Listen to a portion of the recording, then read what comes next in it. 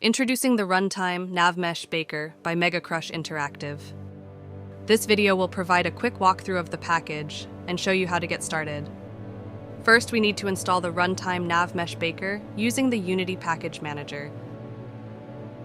Unity will show a dialog showing all of the files in the package. Simply click Import, and the Runtime Navmesh Baker will be added to your project. Once Unity has finished adding the package to your project, the welcome dialog will appear. Here you can find easy access to the user manual, API documentation, and support. Next, we will want to install the samples that are provided with the package. Go to Packages, In Project, and then select the Navmesh Baker from the list.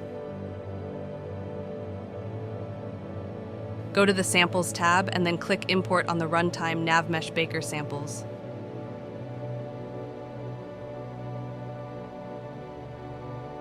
You can find them under Samples, Runtime Navmesh Baker 1.0.0, and then Runtime Navmesh Baker sample. Go to the Scenes folder and then open the demo scene. If you do not have the TextMesh Pro Essentials in your project, Unity will ask you to install them. These are required for the demo scene.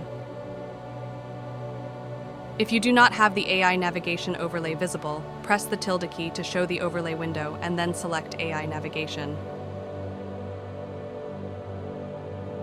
Make sure that Show Navmesh is checked and Show Only Selected is unchecked. We can now start the demo. Click the mouse in the game view to move the character around. In the scene view, you can see the navmesh being generated as you move.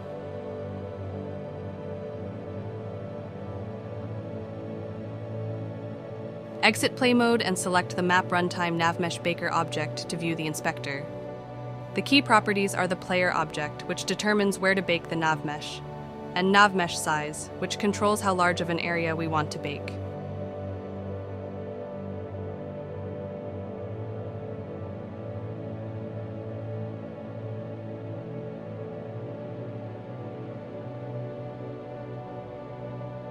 You can also bake a preview of the navmesh size using the buttons on the inspector.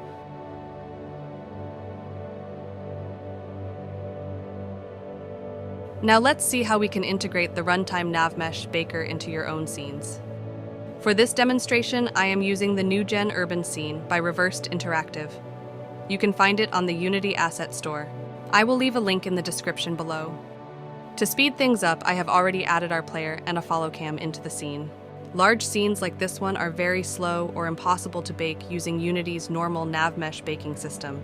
Let's see how we can easily add Runtime Navmesh Baking into the scene. Right-click in the Hierarchy window and go to Create Other, Runtime Navmesh Baker. Select the new Navmesh Baker object in the hierarchy. You can see a warning telling us that the navmesh surface is set to use the render geometry instead of the collision geometry. You can find out more about this warning in the user manual, but it is recommended to click the Update Navmesh Surface button for now. Next, drag your player game object into the player object property to tell the Navmesh Baker where to bake the navmesh. You can click the Bake Navmesh button to preview the navmesh in the scene view.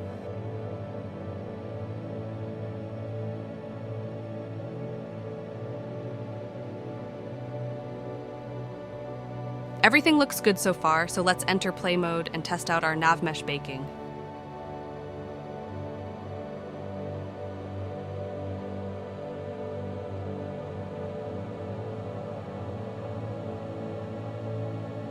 Uh-oh, looks like we are getting some errors in our console. Let's take a look. If we zoom in on the errors, you will see that they are all related. Source mesh does not allow read access. This is due to a limitation of the Unity Navmesh baking system when used for runtime baking.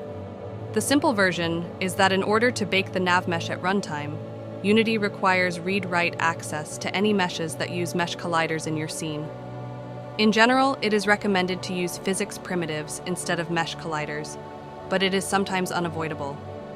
If you must use mesh colliders, set the read-write flag on the model importer settings.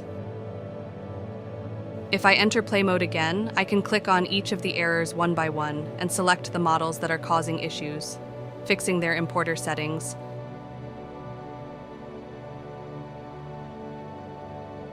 Ideally, I would update this scene to use proper collision primitives, but this solution will work for now. With that completed, I can give our scene a try again.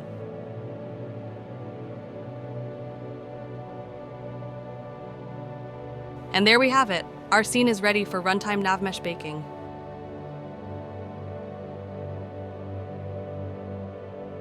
This concludes our introductory tutorial for the Runtime Navmesh Baker. Thank you for watching.